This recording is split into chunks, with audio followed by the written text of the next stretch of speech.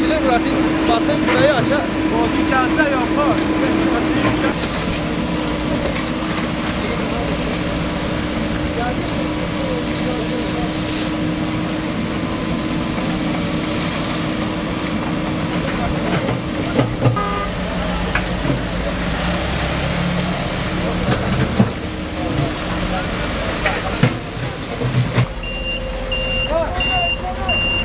Dur çarpacak yani dur.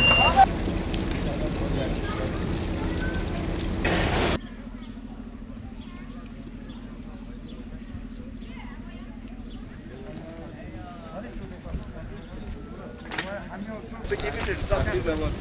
Buradaki gibi bütün evler Burası Hindistan. Hindistan buranın mı? Allah beterinden muhafaza eylesin.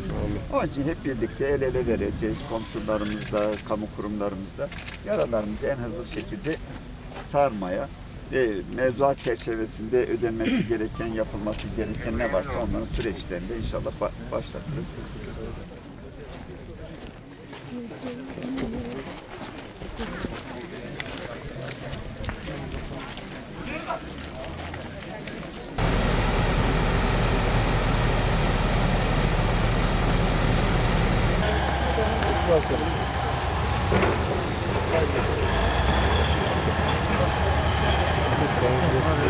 Geçin.